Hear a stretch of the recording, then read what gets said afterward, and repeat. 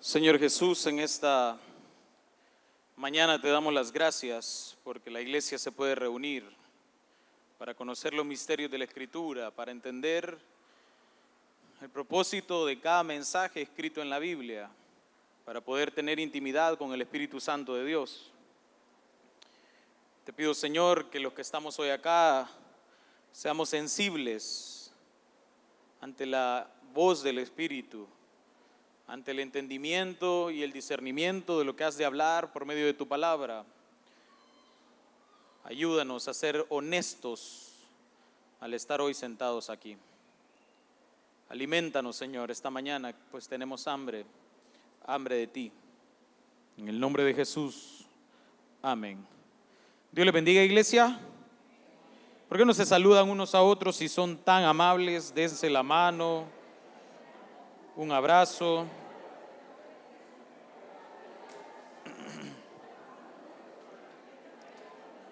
Si hay alguien que viene por primera vez, sea bienvenido a la iglesia.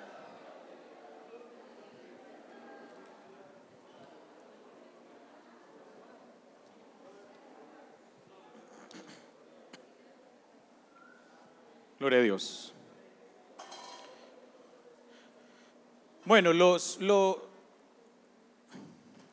cristianos, hermanos, debemos de entender que lo más importante del Evangelio, lo más importante de la palabra de Dios es Jesús. Es el Logos, es Él mismo. Y el hecho de que Jesús sea lo más importante del Evangelio no es un elemento negociable. Muchos de nosotros cometemos el error de pensar que hay formas de ser cristianos, que hay formas de seguir a Jesús. Y el texto es bien claro al decir que solo hay un camino, solo hay una verdad y solo hay una vida, solo hay una forma. Y esa forma es Jesús de Nazaret. Si la iglesia no se centra en la misión de Jesús, la iglesia no es iglesia. Es cualquier otra cosa que usted quiera llamarle, pero no es iglesia. Nuestra iglesia, nuestra organización acá en Santa Ana, tiene un propósito: formar discípulos. Durante casi 2 años esa ha sido nuestra misión en esta ciudad. No queremos formar creyentes, no estamos interesados en formar seguidores espontáneos, no estamos queriendo crecer la membresía de la iglesia. El interés de nosotros como iglesia Heaven en Santa Ana es hacer discípulos. Es hacer discípulos. No queremos crear fanáticos de Jesús que se enamoren de un Jesús momentáneo. La misión del Mesías es hacer discípulos.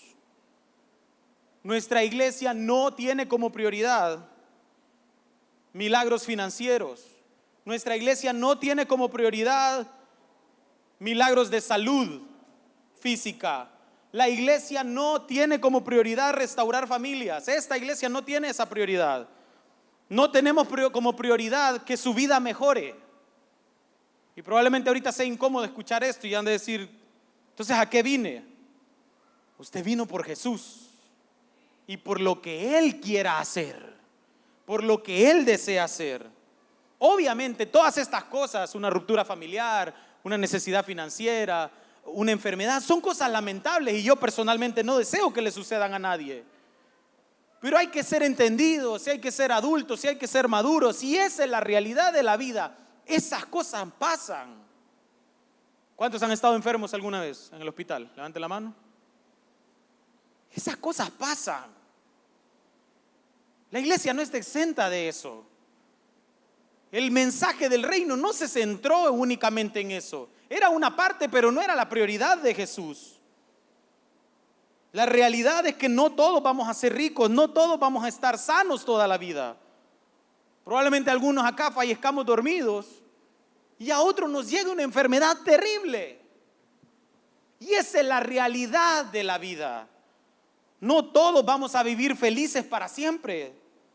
No hay ni una sola cita bíblica que asegure eso. No hay ni un texto bíblico que le asegure al creyente prosperidad, salud y bienestar emocional por toda la eternidad. No existe eso en la Escritura. El camino del discípulo es difícil, por eso son bien pocos. Jesús estaba enfocado en el reino. en la eternidad, en formar discípulos, y que los discípulos, oiga bien, estuvieran dispuestos a dejarlo todo y seguirle, incluso estos problemas. La prioridad de la iglesia es hacer discípulos. La prioridad de la iglesia es la prioridad de Jesús. Y la prioridad de Jesús era y es y sigue siendo hacer discípulos. El mensaje central de Jesús era predicar el reino de Dios, su justicia, compartir el reino, hablar del reino. Ahora, si usted como creyente sabe lo que Jesús hablaba, sabe lo que Jesús decía, ¿por qué no nos enfocamos en eso? ¿Por qué estamos más enfocados en otras cosas? Jesús dijo una cosa bien sencilla en sus tantos discursos maravillosos: busquen el reino de Dios y su justicia, y todas las demás cosas vienen por añadidura. Ese es el enfoque. Y viene luego de esta cita, viene en el contexto de decirle a los discípulos, porque siempre voy a repetir esto: el mensaje del evangelio del reino no es para las multitudes, es para discípulos. Y viene en el contexto en que le dice: no se afanen por nada, no se carguen, que han de vestir, tranquilos, busquen el reino y lo demás viene por añadidura. Ahora, ¿por qué la iglesia en Santa Ana no le cree? ¿Por qué siguen pidiendo confirmación? ¿Por qué siguen esperando una palabra de parte de Dios? Ya te dijo, busca el reino. No, pero es que necesito que responda a mi oración. Busca el reino. Pero es que necesito saber si este es mi camino. El camino es Jesús. Busca el reino. ¿Cuál es mi llamado? Tu llamado es a ser discípulo. Es que la Biblia está ahí. La Biblia es más que el Salmo 91, iglesia. La Biblia es más que Josué 1:9, Filipenses 4:13, San Juan 3:16. La Biblia es más que eso. Ahora, si ustedes y yo comenzamos a madurar esa idea y dejamos de perder el tiempo en discusiones estériles, en peticiones banales que solo buscan satisfacer los deseos del corazón, si dejamos de perder el tiempo en afanes espirituales que no vienen de Dios. He escuchado tanta gente cargada, no aquí, sino en otra iglesia que me están invitando en Santa Ana. Cargadas, cansadas, se sienten mal con su fe. Hay gente que está tan cargada porque le dijeron que no está bien con Dios porque no habla en lenguas. ¿Dónde está esa? No entiendo. Y le dijeron que soltara la lengua y están cargados por eso, hermano. Si Jesús ni habló en lenguas. Y Pablo le dice a la gente: ¿y de qué te sirve si no tenés nada? Si no edificás a la iglesia. La gente dice: no, que quizás estoy mal con Dios, quizás estoy mal con Jesús. Y Jesús amándote. Y nosotros perdidos en la banalidad. No, es que fíjate que no puedo formar parte del ministerio de alabanza porque me hace falta el paso 1 y paso 2 y paso 3. Es que no me deja Omar ser parte del ministerio de alabanza porque todavía escucho a Daddy Yankee, pero ya se hizo cristiano. Escúchalo. Probablemente, y ojo, para los que somos religiosos, probablemente nos topemos con Daddy Yankee en el cielo. Y te vas a enojar por eso. Te vas a enojar por eso. Si la gracia es gratuita. Y si el hombre dijo que se arrepintió. No, ¿cómo puede ser si ese hombre ha hecho millones a causa del pecado? La gracia es gratuita. La misericordia es abundante. Yo no puedo juzgarlo.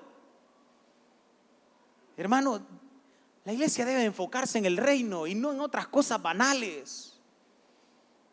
La iglesia debe de poner su fe en Jesús.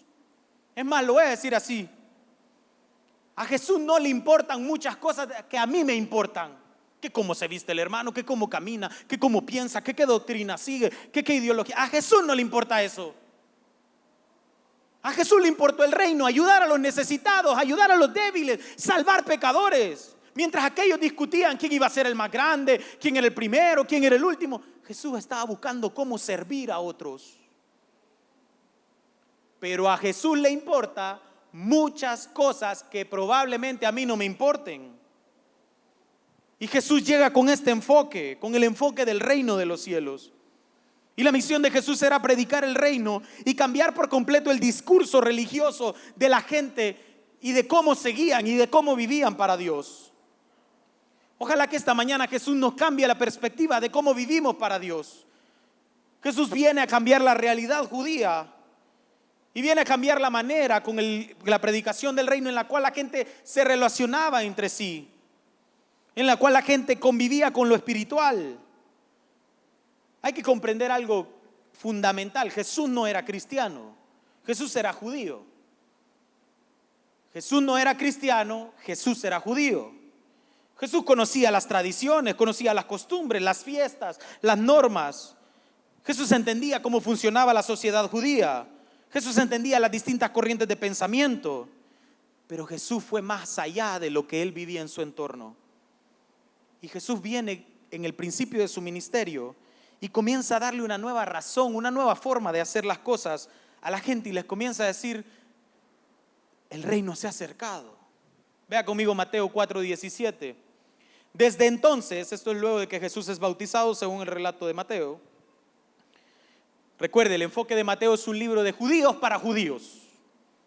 Desde entonces comenzó Jesús a predicar y a decir el discurso de Jesús. Las palabras iniciales de Jesús, ¿cuáles eran? Arrepentíos, porque el reino de los cielos se ha acercado. Hay un matiz en los otros evangelios. Usted no va a encontrar que se le diga reino de los cielos, sino el reino de Dios, o depende de la traducción. Probablemente Mateo utiliza el término reino de los cielos porque para los judíos mencionar el nombre de Dios era algo muy sagrado, y por respeto a la tradición judía hay un cambio en esta forma de presentar el reino. Pero es lo mismo, reino de Dios a reino de los cielos. Y las primeras palabras de Jesús en el ministerio en Capernaum son estas. Jesús no inauguró, y lo voy a decir así aunque no es así, pero para que me entienda, Jesús no inauguró su iglesia con una noche de milagros. Jesús no inauguró su iglesia diciendo: vengan, abrimos la nueva sucursal de Heaven en Santa Ana con una noche de avivamiento, con un servicio de restauración.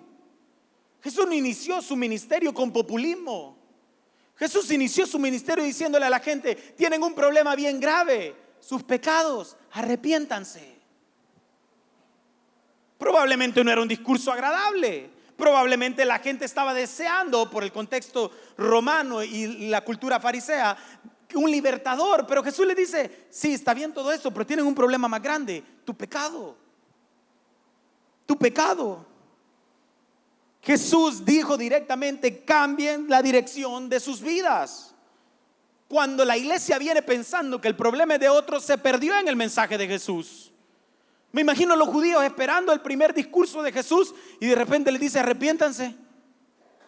Pero si el problema son los romanos, pero si el problema son los religiosos, pero si el problema es la opresión, el problema son los impuestos, el problema es la injusticia.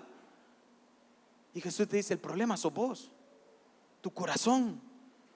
Arrepentite. Dejen de vivir como viven, porque el reino se ha acercado. Esa es la razón de cambiar el reino. Y si Jesús predicó eso, si Jesús habló eso, ¿por qué yo creo otra cosa? ¿Por qué yo predico otra cosa? Pero dé un paso más allá. Si Jesús vivió eso, ¿por qué usted quiere ser cristiano viviendo otra cosa? ¿Por qué? ¿Quién nos enseñó que el evangelio es otra cosa distinta a la que Jesús hizo? ¿Quién nos enseñó que el reino era un discurso agregado y no el centro del mensaje de Jesús? Por eso las parábolas que estamos estudiando y que vamos a estudiar ahora son verdades tan sencillas, adaptadas a contextos culturales de la época, pero que ocultan misterios profundos. Y por eso las parábolas solo la entienden los discípulos. Lo voy a repetir una vez más. Las parábolas solo la entienden los discípulos. En este estudio de las parábolas, Jesús sigue explicándole a la gente qué es el reino. Jesús le sigue diciendo por medio de estas historias qué es el reino, cómo es el reino. Y en esta parábola que vamos a estudiar ahora, del tesoro escondido, hay dos versículos que dan dos parábolas distintas, pero que tienen en esencia un mismo significado. Veamos Mateo 13:44. Dice el verso: además, el reino de los cielos es semejante a un tesoro escondido en un campo, el cual un hombre halla y lo esconde de nuevo, y gozoso por ello va y vende todo lo que tiene y compra aquel campo. Ahora, probablemente esto suene bien extraño para nosotros porque en nuestro contexto nadie hace eso. Sé que algunos de ustedes tienen dinero debajo de sus camas, eso sí lo sé. Pero no creo que alguien tenga dinero enterrado en su casa. O bueno, quizás. No lo sé, pero en los tiempos de Jesús la gente no tenía bancos. No había un banco como ahora que tenemos distintas opciones. No había la app en línea, no había dónde guardar tus ahorros. Y como era una época de mucho conflicto también, ante tanto conflicto, lo que la gente hacía con sus posesiones era enterrarlas, porque sabían que la tierra era un lugar seguro. Ahora la gente guardaba todas las cosas de valor bajo tierra. Esto era bien común, por eso Jesús utiliza esta parábola. Jesús adapta una situación común y corriente a un contexto espiritual. El historiador Claudio Josefo, que era contemporáneo a la época de los discípulos, historiador romano, por cierto, pueden leer sus escritos, son muy buenos. Él dice, y dijo lo siguiente, y abro cita: el oro y la plata y el resto de los muebles más preciados que los judíos tenían y que los dueños atesoraban bajo tierra, era hecho para resistir las fortunas de la guerra. Y cierro la cita. Como habían tantos saqueos, tantos problemas, al tener un tesoro, lo que los judíos hacían era esconderlo y lo enterraban. Recuerde que el recurso de la parábola es utilizar situaciones comunes y corrientes para que la gente entendiera mejor el mensaje.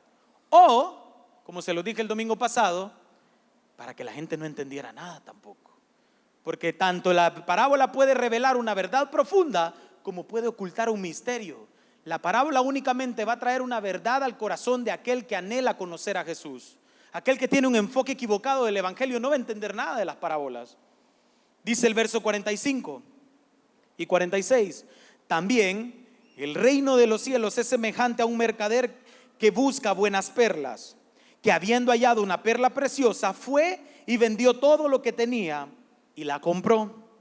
Jesús sigue comparando el reino de los cielos a algo de gran valor, a algo de un valor incalculable, a algo de un valor único y preciado. Las perlas es similar. En esos tiempos era sumamente difícil encontrar una perla. De hecho, muchos Antiguo y Nuevo Testamento utilizan la figura de la perla para expresar situaciones espirituales con un valor incalculable. Ahora, ¿por qué hace esto Jesús? ¿Por qué compara el reino y la verdad del reino a algo que no tiene valor así tan palpable? En el contexto judío, lo que Jesús predicaba, iglesia, era totalmente contrario a lo que el sistema religioso predicaba. Mientras el pueblo judío esperaba a un Mesías con un liderazgo político y militar, o para que me entienda más fácil, ¿cuántos de acá tenemos deudas? Ante la mano. Miren, casi nadie. Increíble, bueno, pero nosotros, gente así como yo, acabada. Jesús esperaba un Mesías que le dijera a Carlos: hey, hijo, ya vine, soy el Mesías. Aquí están tus deudas pagadas, el banco ya no le debes nada, podés caminar en paz. ¿Querés una casa? Yo sé que los precios de las casas en Santa Ana están caros. Tranquilo, yo soy el Mesías y como vos sos mi hijo, esta tierra es tuya. Andá, decretá que esa tierra es tuya. ¿Qué más querés, esposa? Aquí está esta señora para vos. Aquí todo. Ese es en el contexto actual, sí, porque varios andan en la rebusca.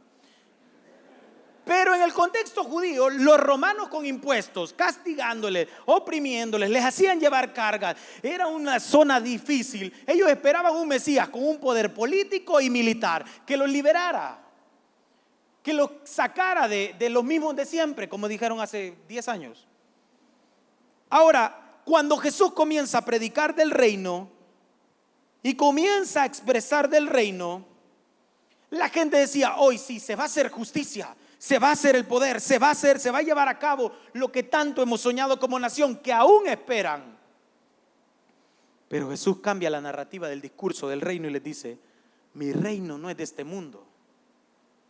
El reino de los cielos se refiere al gobierno, a la soberanía de Dios sobre el mundo. El reino es tanto una realidad presente como una realidad futura, una esperanza futura. Jesús predicó el reino para cambiar la perspectiva de vida de lo que estaban viviendo cotidianamente los judíos. En lugar de un Mesías o un reino político y militar, el reino de los cielos, y esto grábelo para toda su vida en su corazón, el reino de los cielos es principalmente algo espiritual y transformador. Es un reino de justicia, de amor, de paz, de obediencia, de sujeción a la voluntad de Dios.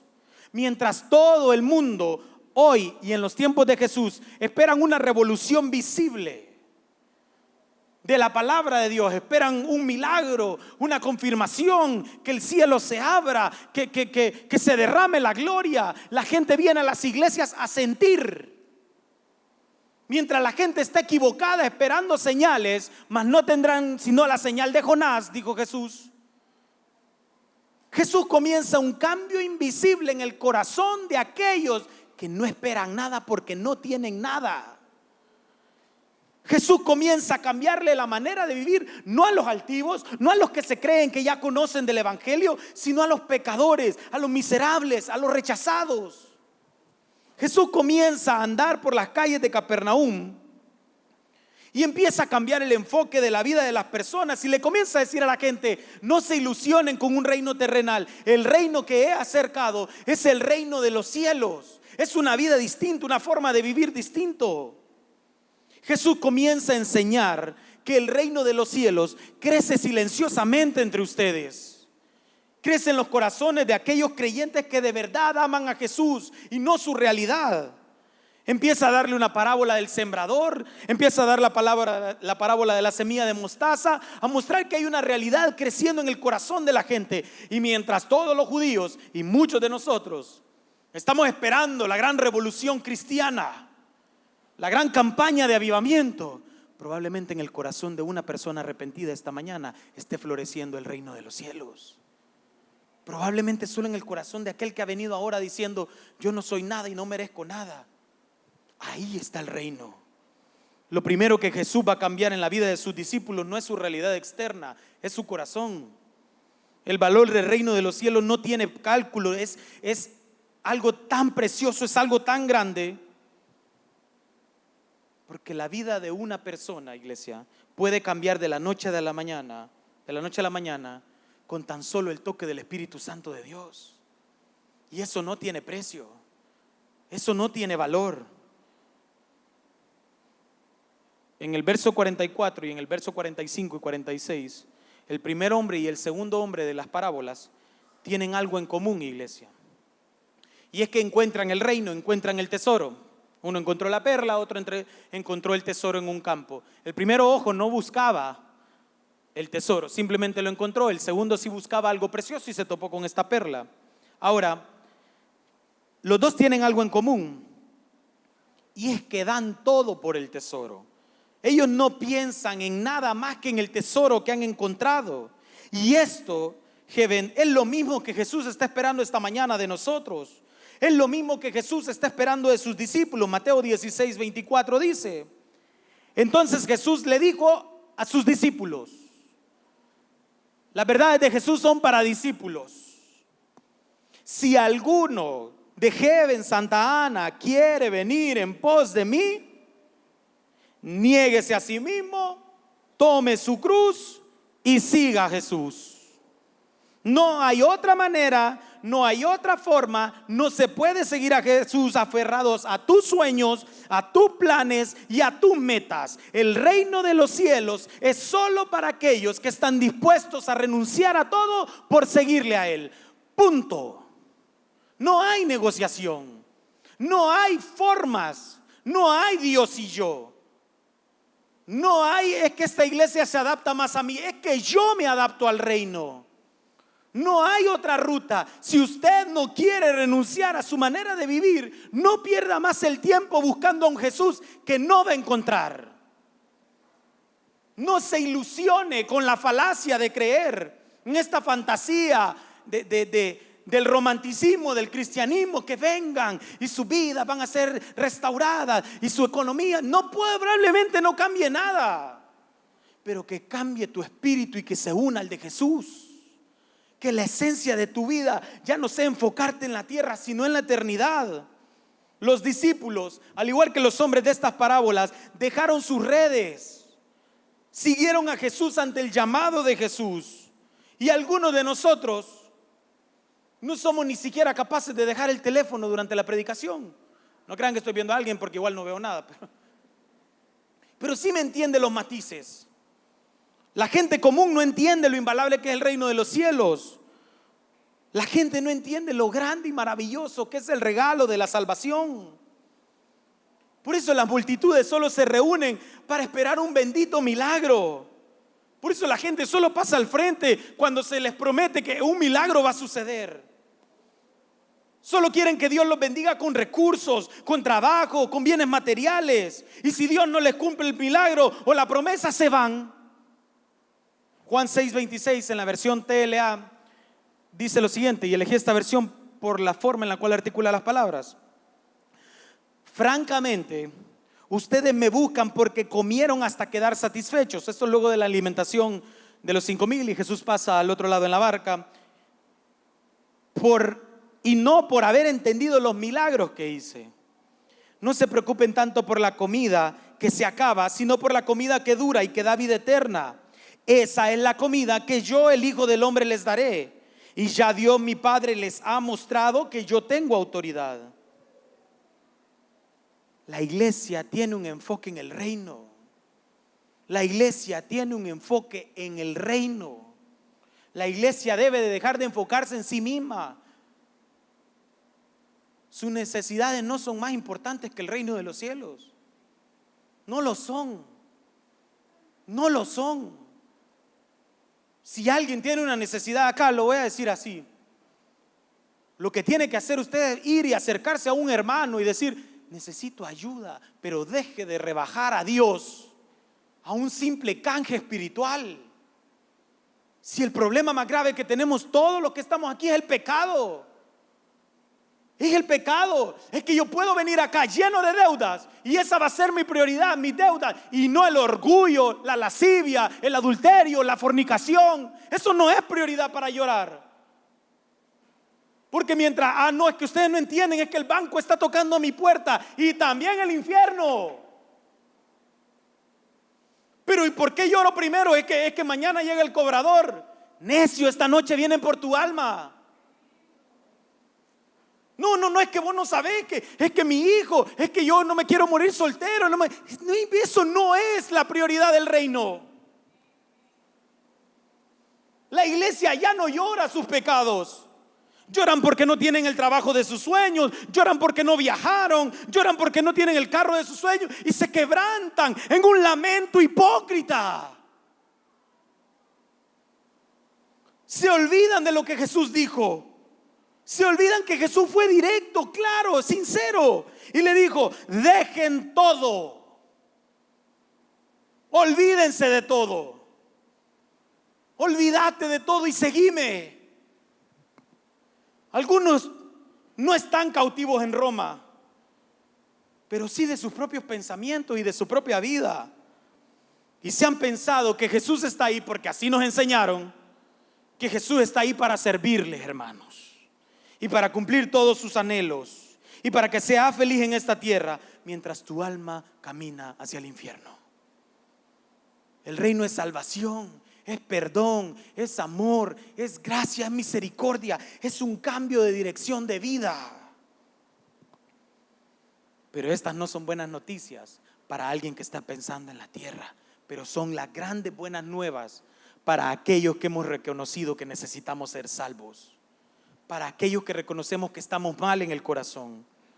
Mientras muchos solo quieren ser grandes, prósperos, gente reconocida, gente famosa o popular, el reino de los cielos, iglesia, es para los más pequeños, es para los débiles, es para lo que decía Jesús en Mateo 5, para los pobres en espíritu, para los que reconocen su debilidad, para los pescadores despreciados, para la gente que no era aceptada en un sistema religioso, que no le dejaban llegar a los pies del maestro. Para ellos es el reino.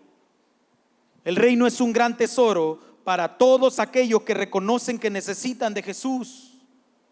El reino es un gran tesoro para todos aquellos que reconocemos que nuestros pecados nos están destruyendo y que necesitamos cambiar. La tristeza más grande que da de este tipo de mensajes es que para muchos eso no es suficiente. Por eso mucha gente que seguía a Jesús, había muchos que seguían a Jesús, multitudes, pero también había muchos que le dejaban, porque no veían el valor en el reino. Por eso le digo que la parábola te puede abrir una realidad tan maravillosa como te puede dejar preguntando, ¿qué dijo? Porque la gente, los judíos, querían un cambio en su realidad externa, pero no querían cambiar su corazón. Nosotros queremos que Dios cambie nuestras economías, pero que no se meta con nuestros pecados. Dios quiere que bendiga, Señor, yo quiero que bendigas a mi familia. Pero ¿cuál familia si estás viviendo y no estás casado? Dios no puede bendecir algo que no existe. Señor, yo quiero que bendigas esta relación y estás en fornicación, no tiene sentido. Señor, yo quiero que bendigas mis negocios y mis emprendimientos y no tenés nada de generosidad para los demás. ¿Para qué sirve bendecir a alguien que no fluye con otros? Para llenar tus arcas, para llenar tu orgullo, para que tus redes sociales alardeen de lo grande y maravilloso que sos. La característica de los discípulos era que no se aferraban a nada de ellos mismos. Ellos entendieron el mensaje del reino y comenzaron a vivir para otros. Ellos comenzaron a darse cuenta de que no iban a encajar nunca en el sistema religioso, por su forma de pensar, por su forma de ser, por su clase social. Se dieron cuenta que estaban sumergidos en dolor, en pecado. Y cuando Jesús, el Nazareno, el Galileo, se les acerca y les dice: Pedro, Simón, Andrés, Felipe, hay algo para ustedes. Y ese algo era cambiar la historia de la humanidad y ni siquiera se lo imaginaron. Para ellos fue una oportunidad única. Y esta mañana este mensaje va a ser una oportunidad única para todos aquellos que reconozcamos que necesitamos un Salvador. Si usted ha venido buscando otra cosa a la iglesia, que probablemente este mensaje no sea para usted. Pero para aquellos que necesitamos perdón en nuestra vida, que reconocemos que hemos fallado, que hemos pecado deliberadamente, que estamos sucios, el mensaje del reino se ha acercado. Solo un pecador genuino y arrepentido va a ser capaz de ver el arrepentimiento como un tesoro.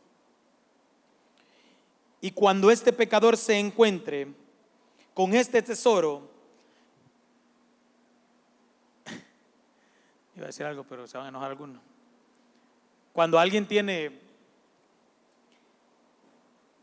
novia por primera vez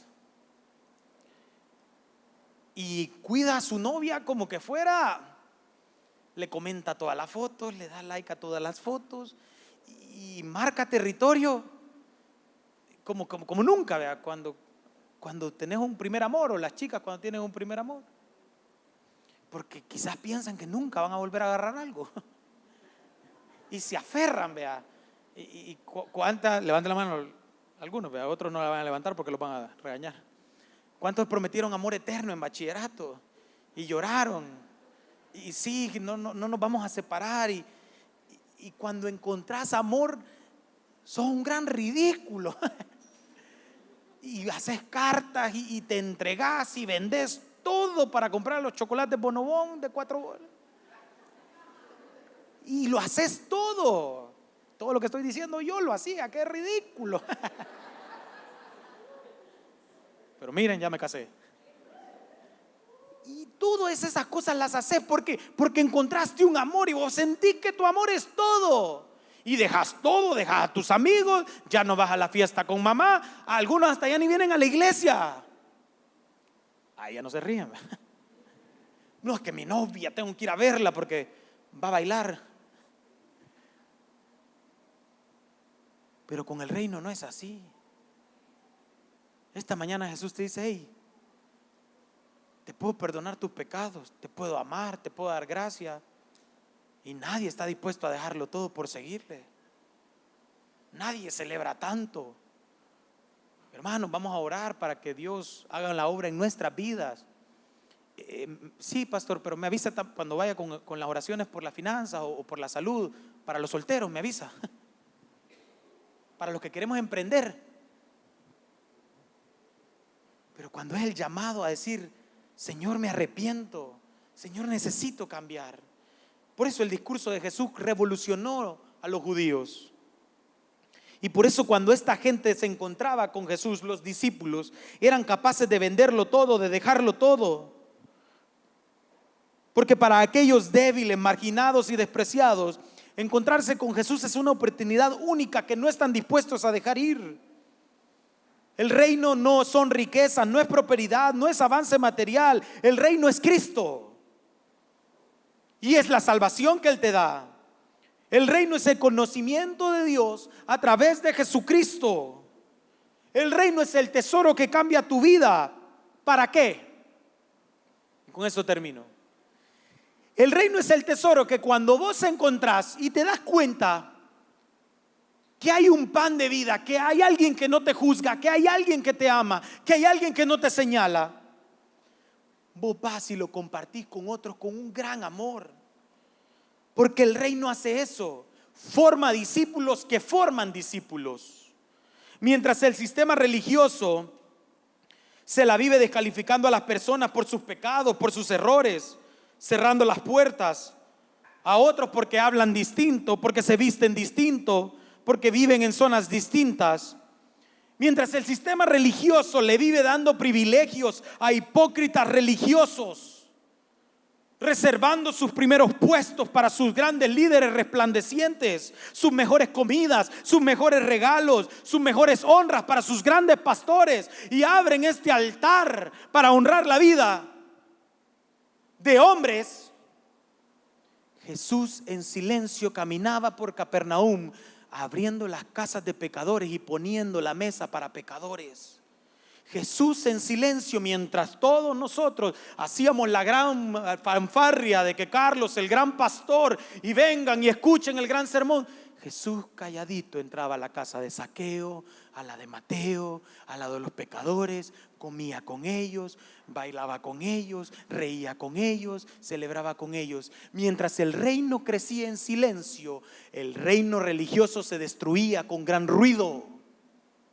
Mientras la gente quería ser una iglesia vista por todos, el reino crecía en silencio en el corazón de los más arrepentidos. El reino no es para aquellos que quieren ser grandes. El reino no es para aquellos que quieren destacar en este mundo. El reino es para aquellos que se van a poner de pie y van a decir: soy pobre en espíritu, he pecado. Los que todos los días nos levantamos y reconocemos nuestra necesidad de Dios y de cambiar. Para aquellos que reconocemos esta mañana que no somos nada sin Jesús. Hay un tesoro para todos aquellos que le han fallado a Cristo. ¿Cómo? Hay recompensa para los que fallan. No es recompensa, es gracia. No es un premio porque te hayas portado mal, es misericordia. Alcanzala porque está disponible. Hay un tesoro único para todos aquellos que hoy quieran recibirlo. El reino de los cielos se ha acercado, iglesia, y hay gracia y salvación para todos. Sé que todos estamos aquí con problemas y cargas, que para muchos están siendo días difíciles, pero yo sería un pastor irresponsable si les asegurara que con una oración su salud va a mejorar. Sería un pastor irresponsable si les digo que solo declaren y decreten algo y eso va a ser hecho. Sería un irresponsable de la fe de la congregación al compartir estas enseñanzas que son mentiras, que no tienen un fundamento bíblico, que no tienen un sostén en la fe de Jesús, que Jesús no enseñó eso. Tu palabra no tiene ningún poder, iglesia. Repito, tu palabra, mi palabra no tiene ningún poder, solo la palabra de Dios, solo la voluntad de Dios, solo la soberanía de Dios. Yo no puedo prometer nada, yo soy un pecador más, siendo redimido por Jesús. Y no es que yo no tenga fe en que Dios puede sanar a alguien, no es que yo no tenga fe en que Dios puede proveerle a alguien. Porque tengo esa fe, sigo aquí. Al contrario, tengo tanta fe en Jesús, iglesia, que aunque me fuera todo mal en la vida y lo perdiera todo, seguiría creyendo en Él hasta el final. Porque mi fe no depende de mi estado en esta tierra. Mi fe no depende de lo que veo, sino del Espíritu Santo de Dios. Lo único que los discípulos podemos hacer es predicar lo que Cristo predicó. Y Cristo solo nos pide una cosa esta mañana, Mateo 6:25. Por tanto les digo, Heaven en Santa Ana, no se afanen por su vida. No se afanen por qué han de comer o qué han de beber, ni por su cuerpo qué van a vestir. ¿No es la vida más que el alimento y el cuerpo más que el vestido? Esto Jesús se lo dice a sus discípulos. Las multitudes es normal que se atribulen, ellos no conocen a Dios, pero el discípulo confía en el maestro. Por eso el mensaje es para discípulos. Verso 33 de Mateo 6.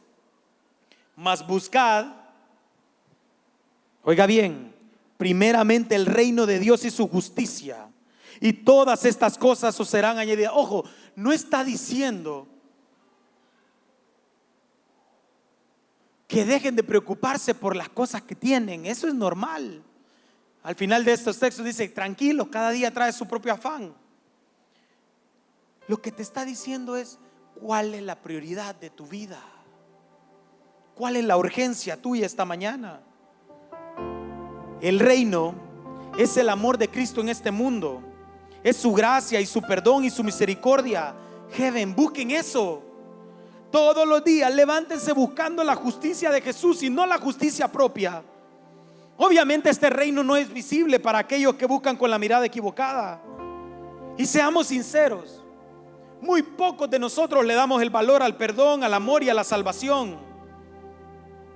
Muy pocos de nosotros nos levantamos cada mañana diciendo, Señor, gracias por mi salvación. David lo decía en un salmo, devuélveme el gozo de mi salvación. Lo primero que pensamos en la mañana es, Señor, bendice mi trabajo, bendice mis estudios. Y eso está bien, no es pecado. Pero ¿y qué hay de tu alma? ¿De qué te sirve tener el mejor empleo si vas a ser egoísta, orgulloso, vanidoso y soberbio con otros? ¿De qué te sirve ser un alumno destacado si no vas a compartir tu conocimiento con los demás? ¿De qué te sirve ser un gran pastor si solo vas a llenar de cargas a la gente y no de amor? Primera de Corintios 2:14. Pero el hombre natural no percibe las cosas que son del Espíritu, porque para él son locura y no las puede entender, porque se han de discernir espiritualmente. El reino es una locura. El reino implica que cuando usted salga de acá, usted comience a pensar cómo servir a otros, a quién dar de comer, a quién vestir, a quién ayudarle económicamente, a quién escuchar, por quién orar. El reino no implica que usted salga de aquí con fe en que sus problemas van a ser resueltos. El reino implica que usted salga de aquí presentándole ese reino a alguien más. El reino no necesariamente involucra que usted va a salir de aquí con todos sus problemas solucionados.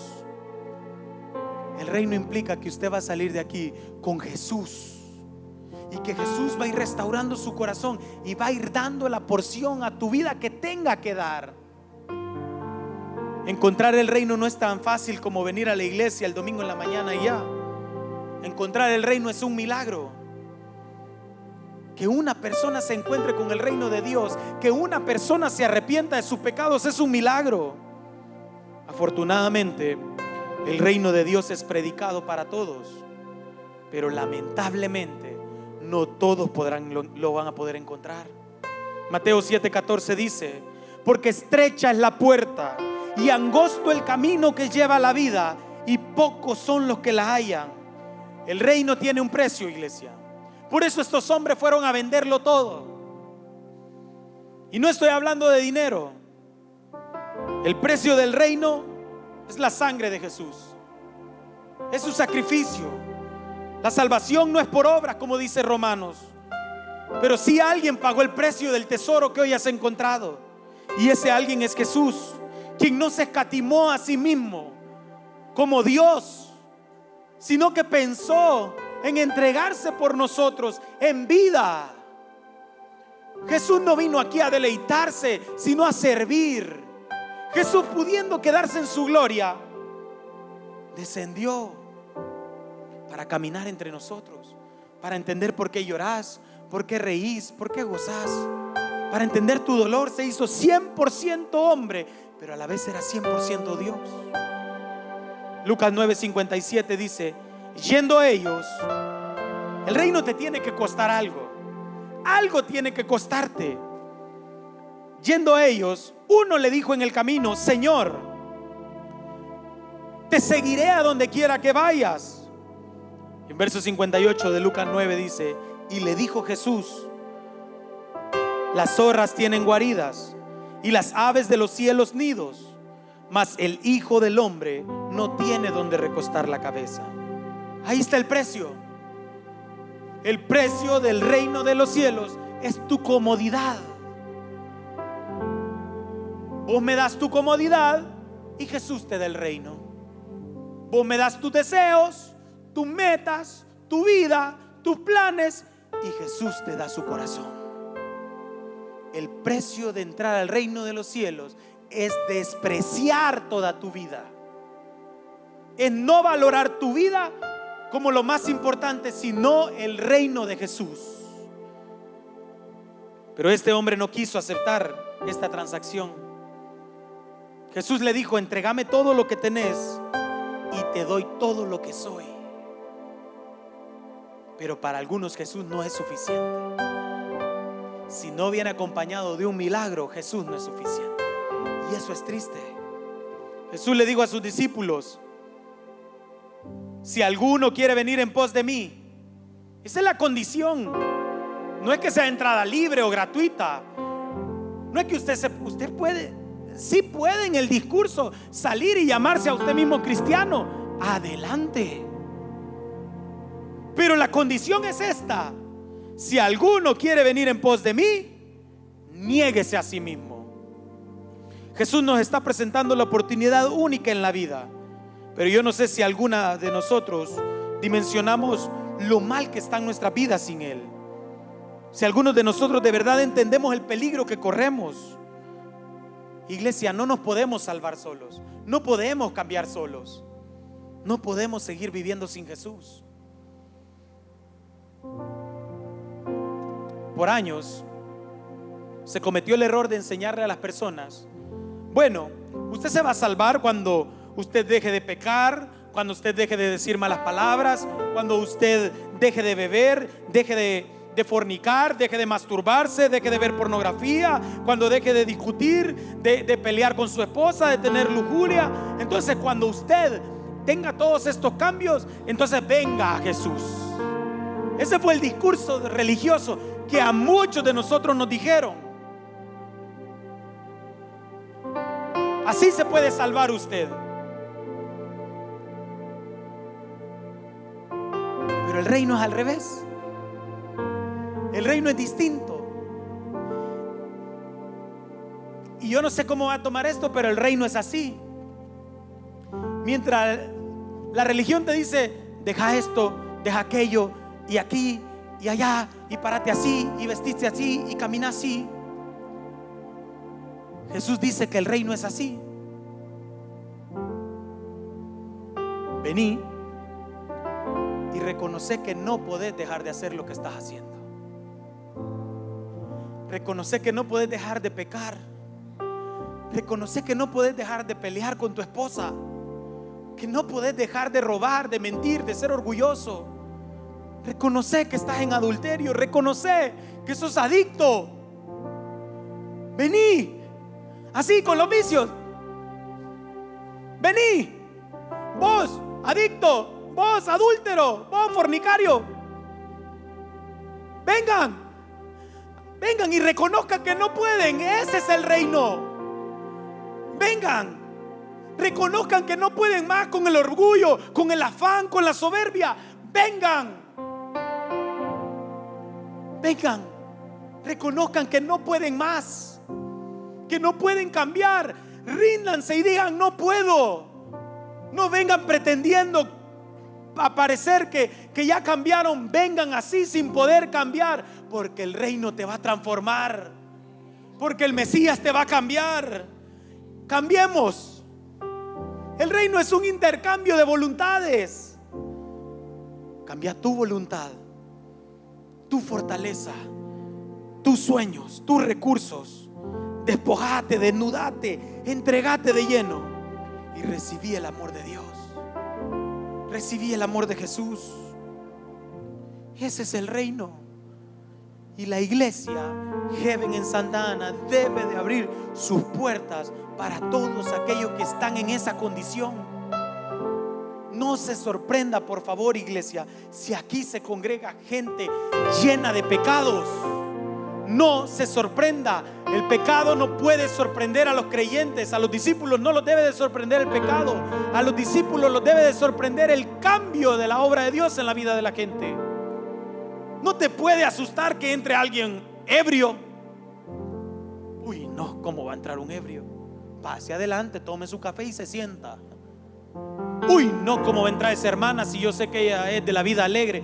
Pase adelante, hermana, y siéntese, alégrese con nosotros. ¿Cómo va a entrar ella si me robó? Bueno, a nosotros no nos ha robado. Vos sentate allá y aquí es la que te robó. Y se sientan. ¿Cómo va a entrar él? Si, hermano, si usted supiera lo que ha hecho en todo Santa Ana. De verdad, sí, pase adelante. Silla reservada y me le reservan parqueo también. Para eso es la iglesia. Para los peores de esta ciudad. Para gente como yo. No soy de aquí, pero ya me voy a mudar. Pero para gente como yo. Nuestras costumbres, nuestras tradiciones, nuestra religión no te van a salvar. Tu tradición de hacer iglesia no te va a salvar.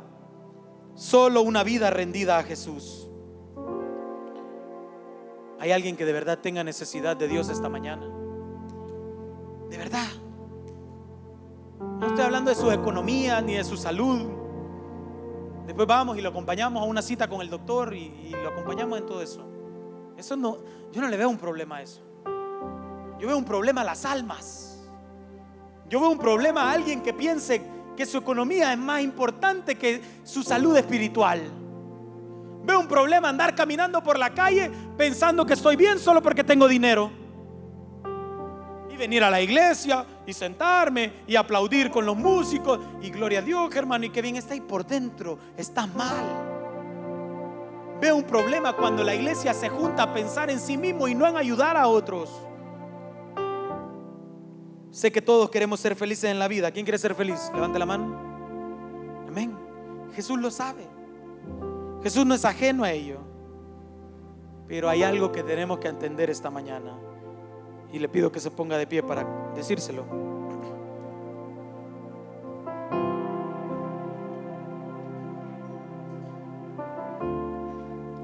Tu felicidad, iglesia, ya no depende de este mundo. Tu felicidad, tu bienestar no depende de esta tierra. Tu felicidad ya no es la felicidad del mundo. El reino de los cielos se ha acercado a tu vida y por eso debemos de estar felices. Romanos 14:17 dice: porque el reino de Dios no es comida ni bebida, sino que justicia, paz y gozo en el Espíritu Santo. Felices porque antes estábamos muertos en delitos y pecados y hoy podemos acercarnos a Jesús confiados y en paz. Seamos felices porque no importa la condición en la que hayamos venido esta mañana a la iglesia, Jesús salva, iglesia. Heaven, el tesoro del reino está aquí y la forma de obtener este tesoro es dejando todo lo que tenemos y todo lo que somos para seguirle a Él, a Jesús, al único Dios verdadero. Esto es todo. Incline su rostro y vamos a orar.